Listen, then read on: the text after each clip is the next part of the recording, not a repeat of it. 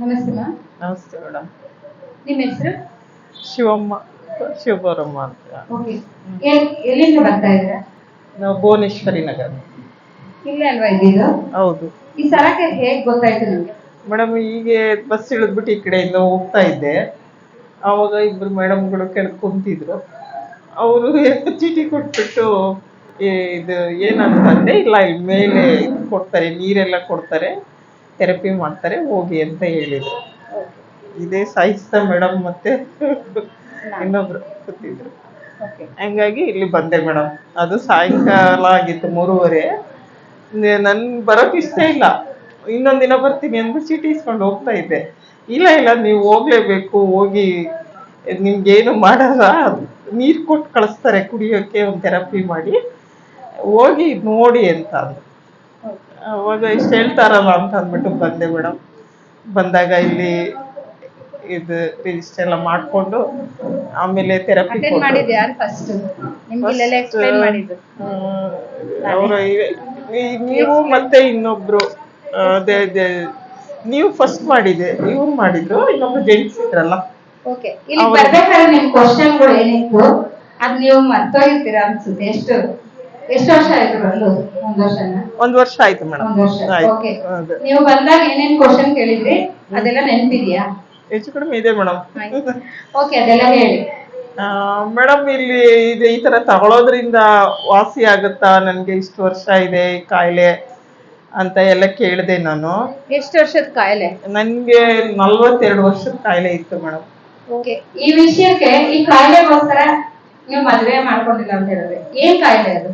ಅದು wheezing problem madam. ಚಿಕ್ಕ ವಯಸ್ಸಿನಲ್ಲೇ ಬಂದ್ಬಿಡ್ತು ವೀಸಿಂಗ್ ಪ್ರಾಬ್ಲಮ್. ತುಂಬಾ ಕಷ್ಟ. ಅದು ಹೇಗೆ ಅಂತಂದ್ರೆ, ನನ್ ನಿದ್ರೆ ಮಾಡೋಕ್ಕೂ ಆಗ್ತಿರ್ಲಿಲ್ಲ, ಸರಿಯಾಗಿ ಉಸಿರಾಡೋಕ್ಕೂ ಆಗ್ತಿರ್ಲಿಲ್ಲ. ಎನಿ ಟೈಮ್ ಸೀನ್ ಬರೋದು, ಮತ್ತೆ ನೆಗಡಿ ಹರಿಯೋದು, ಹಿಂಗ್ ಕಣ್ ಬಿಟ್ಕೊಂಡು ನಾನು ಹಿಂಗೆ ಬುಕ್ ಹಿಡ್ಕೊಂಡು ಓದಕ್ಕೆ ಆಗ್ತಿರ್ಲಿಲ್ಲ. ಆ ತರ ತೊಂದರೆ ಇತ್ತು ಮೇಡಮ್. ಸುಮಾರು ವರ್ಷ ಅದೇ ತರದಲ್ಲಿ ಕಷ್ಟಪಟ್ಟು ಓದಿದೆ. ಆಮೇಲೆ ಮೂಗೆಲ್ಲ ಬ್ಲಾಕ್ ಆಗ್ತಿತ್ತು, ಆಪರೇಷನ್ ಮಾಡಿಸ್ಕೊಂಡೆ. ಏನ್ ಮಾಡಿದ್ರು ಆಗಿಲ್ಲ. ಅದೆಲ್ಲ ಮಾಡಿಸ್ಕೊಂಡಾದ್ಮೇಲೆ ಜಾಸ್ತಿನೇ ವೀಸಿಂಗ್ ಪ್ರಾಬ್ಲಮ್ ಸ್ಟಾರ್ಟ್ ಆಗೋಯ್ತು. ಇಲ್ಲಿ ಬಂದ್ರಲ್ವಾ, ಇಲ್ಲಿ ಬಂದ್ಮೇಲೆ ಎಷ್ಟು ದಿನಕ್ಕೆ ಈ ಕಾಯಿಲೆ ನಿಮ್ಗೆ ಗುಣ ಆಯ್ತು? ಯಾವಾಗ ನಂಬಿಕೆ ಬಂತು ನಿಮ್ಗೆ? ಈ ಪ್ರಾಬ್ಲಮ್ ಎಷ್ಟು ದಿನದಲ್ಲಿ ನಿಮ್ಗೆ ಗುಣ ಆಯ್ತು? ಅದೇ ಮೇಡಮ್, ನೀವು ಒಂದ್ 10 ದಿನ ಬಂದು ನೋಡಿ ಅಂತ ಅಂದ್ಬಿಟ್ಟು ಇದ್ ಮಾಡಿದ್ರಲ್ಲ, ಸರಿ ನೋಡೋಣ, ಒಂದ್ 10 ದಿನ ತಾನೆ ಅಂತ ಅಂದ್ಬಿಟ್ಟು ಬಂದೆ. ಬರ್ತಾ ಇದ್ದಂಗೆ ನನ್ಗೆ 10 ದಿನದಲ್ಲೇ ಸ್ವಲ್ಪ ವೀಸಿಂಗ್ ಕಡಿಮೆ ಆಗ್ತಾ ಬಂತು ಮೇಡಮ್. ಕಡಿಮೆ ಆಗ್ತಾ ಬಂದಾದ್ಮೇಲೆ ಒಂದ್ 15 ದಿನ ಬಂದೆ, ಇನ್ನೂ ಕಡಿಮೆ ಆಯ್ತು. ಒಂದು 20 days ಅಲ್ಲಂತೂ ಫುಲ್ ನಾನು ಟ್ಯಾಬ್ಲೆಟ್ಸ್ ತಗೊಳಕ್ಕಿಲ್ದಷ್ಟು ನನಗೆ ಗುಣ ಆಯ್ತು ಮೇಡಮ್. ಕ್ಲಾಸ್ ಇರ್ಲಿ ಅಪ್ಪ ಅಮ್ಮ. ಯಾಕೆ ಅಂತ ಹೇಳಿದ್ರೆ, ಎಷ್ಟು ವರ್ಷದ ಕಾಯಿಲೆ ಇದು? 42 ವರ್ಷದ ಕಾಯಿಲೆ. 42 ವರ್ಷದ ಕಾಯಿಲೆ. ಬರೀ 20 ದಿನದಲ್ಲಿ, 10 ದಿನದಲ್ಲಿ ರಿಸಲ್ಟ್ ಬಂದ್ಬಿಡ್ತು, 20 ದಿನದಲ್ಲಿ ಅವ್ರಿಗೆ ಆಯ್ತು.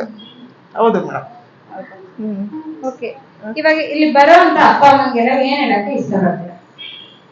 ಎಲ್ಲರೂ ಬಂದು ಇಲ್ಲಿ ಟ್ರೀಟ್ಮೆಂಟ್ ತಗೋಬೇಕು. ತಗೊಂಡ್ರೆ ಏನೇ ಕಾಯಿಲೆ ಇದ್ರೂ ಕಂಟ್ರೋಲ್ ಬರುತ್ತೆ, ಒಳ್ಳೇದಾಗುತ್ತೆ ಮೇಡಮ್. ಯಾವುದೇ ಎಷ್ಟು ವರ್ಷದ ಕಾಯಿಲೆ ಇದ್ರೂ ಕೂಡ ಕಡಿಮೆ ಆಗುತ್ತೆ. ಈ ಕಾಲ್ ನೋವು ಈಗ ಎಲ್ಲರಿಗೂ ಅದು ಕಾಮನ್ ಆಗ್ಬಿಟ್ಟಿದೆ. ಆ ಕಾಲ್ ನೋವಂತೂ ಯಾವ ರೀತಿ ಅಂತಂದ್ರೆ, ಫಸ್ಟ್ಗೆ ನಾನು ತಗೊಂಡಾಗ ಜಾಸ್ತಿನೇ ಆಯ್ತು. ಆಮೇಲೆ ಬರ್ತಾ ಬರ್ತಾ ಕಾಲ್ ನೋವು ಫುಲ್ ಕಡಿಮೆ ಆಯ್ತು ಮೇಡಮ್. ಓಕೆ. ಇವಾಗ ನೀವು ಪ್ರಾಡಕ್ಟ್ ಬೈ ಮಾಡ್ಕೊಂಡಿದ್ರ ನನಗೆ ಅದು ವೇಸ್ಟ್ ಅನ್ಸ್ತಾ ಇದೆಯಾ? ಇಲ್ಲ ಮೇಡಮ್, ಅದಂತಂದ್ರೆ ನಾನು ಯೂಸ್ ಮಾಡಕ್ ಆಗ್ತಾ ಇಲ್ಲ. ನನ್ನ ತಂಗಿಗೆ ತುಂಬಾ ತೊಂದರೆ ಇತ್ತು, ಅವರು ಯೂಸ್ ಮಾಡ್ತಾ ಇದ್ದಾರೆ. ಎಷ್ಟಂತೂ ಅಲ್ಲ, ಅವಳು ಡೈಲಿ ಯೂಸ್ ಮಾಡ್ತಾ ಇದ್ದಾಳೆ ಮೇಡಮ್. ಅವಳಿಗೆ ಅದು ಯೂಸ್ ಮಾಡೋದ್ರಿಂದ ಸ್ವಲ್ಪ BP ಎಲ್ಲ ಕಂಟ್ರೋಲ್ ಅಲ್ಲಿ ಇದೆ, ಶುಗರ್ ಎಲ್ಲ ಕಂಟ್ರೋಲ್ ಅಲ್ಲಿ ಇದೆ. ಅದ್ರ ಟ್ರೀಟ್ಮೆಂಟ್ ತಗೊಂಡಿದ್ದೀರಾ? 42 ವರ್ಷದಿಂದ ಎಷ್ಟು ಸಫರ್ ಮಾಡಿದ್ದೀರಾ? ಎಷ್ಟು ಖರ್ಚಾಗಿದೆ ನಿಮ್ಗೆ?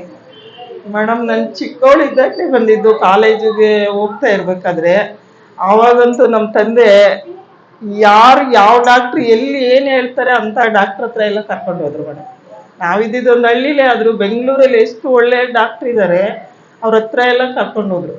ಆಗ ನನ್ಗೆ ಅದೆಷ್ಟಾಗುತ್ತೆ ಏನು ಅಂತ ನನಗೆ ಗೊತ್ತಿಲ್ಲ.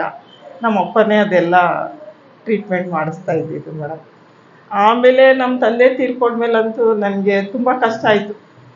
ತುಂಬ ಅಂತಂದರೆ ಊರಿನಲ್ಲಿ ನನಗೆ ಇದೇ ಮಾಡೋಕ್ಕೆ ಆಗ್ತಿರ್ಲಿಲ್ಲ. ಆದರೂ ನಮ್ಮ ತಾಯಿ ಟ್ರೀಟ್ಮೆಂಟ್ಗೆಲ್ಲ ದುಡ್ಡು ಕೊಡ್ತಾಯಿದ್ರು, ತುಂಬ ಖರ್ಚಾಗ್ತಾ ಇತ್ತು ಮೇಡಮ್. ಆಮೇಲೆ ನನಗೆ ಕೆಲಸನೂ ಇರಲಿಲ್ಲ, ಈ ಕಾಯಿಲೆ ಬೇರೆ, ಕೆಲಸನೂ ಇರಲಿಲ್ಲ, ನೋಡ್ಕೊಳ್ಳೋರು ಇರಲಿಲ್ಲ. ಕೊನೆಗೆ ಇಲ್ಲಿ ನಾನು ಅಂಬೇಡ್ಕರ್ ಮೆಡಿಕಲ್ ಕಾಲೇಜಲ್ಲಿ ಕೆಲಸಕ್ಕೆ ಸೇರಿಕೊಂಡೆ. ಅಲ್ಲಿ ಬಂದ್ಮೇಲಂತೂ ಅಲ್ಲಿ ಏನು ಒಳ್ಳೊಳ್ಳೆ ಡಾಕ್ಟ್ರೇ ಇದ್ದಾಳೆ. ಟ್ರೀಟ್ಮೆಂಟ್ ತಗೊಂಡ್ರೆ ಕಂಟ್ರೋಲ್ ಆಗೋದಕ್ಕೆ ಮೊದಲೇ ಸೈಡ್ ಎಫೆಕ್ಟ್ಸೇ ಜಾಸ್ತಿ. ಈಗ ನಾನು ಸೀನು ನೆಗಡಿ ಮಾತ್ರೆ ತಗೋತೀನಿ, ಅದು ಫುಲ್ ಬ್ಲಾಕ್ ಆಗಿಬಿಡುತ್ತೆ. ಫುಲ್ ಕಫ ತುಂಬಿಕೊಂಡು ಗಂಟಲಲ್ಲಿ ಒಂದು 15 ದಿನ ನನಗೆ ಉಸಿರಾಡೋಕ್ಕೆ ತೊಂದರೆ ಆಗ್ತದೆ. ಇದೇ ಥರ ತೊಂದರೆ. ಇದೆಲ್ಲ ಆಗಿ ಮೂಗಲ್ಲೂ ಬ್ಲಾಕ್ ಆಗಿ ಮೂಗು ಉಸಿರಾಡೋಕ್ಕಾಗ್ತಿರ್ಲಿಲ್ಲ. ಆಮೇಲೆ ಆಪ್ರೇಷನ್ ಮಾಡಿ ಅಂತಂದ್ರು. ಇಲ್ಲಿ ಆಪ್ರೇಷನ್ ಮಾಡಿಸ್ಕೊಂಡೆ. ಆಪ್ರೇಷನ್ಗೆಲ್ಲ ತುಂಬ ಖರ್ಚಾಯಿತು ಮೇಡಮ್. ಎಲ್ಲ ಲೆಕ್ಕ ಇಟ್ಟಿಲ್ಲ, ತುಂಬ ಖರ್ಚಾಯಿತು. ಬರೀ ಸರಿ, ಇಲ್ಲಿ ಬಂದಾಗ ಫ್ರೀ ಟ್ರೀಟ್ಮೆಂಟ್ ಮಾಡಿದ್ವಿ. ಇಲ್ಲೆಲ್ಲ ಸ್ಟಾಫ್ ಬಗ್ಗೆ ಮತ್ತೆ ಈ ಸರ್ವಿಸ್ ಬಗ್ಗೆ ಏನೆಲ್ಲ ಹೇಳಕ್ಕೆ ನೀವು ಇಷ್ಟಪಡ್ತೀರಾ?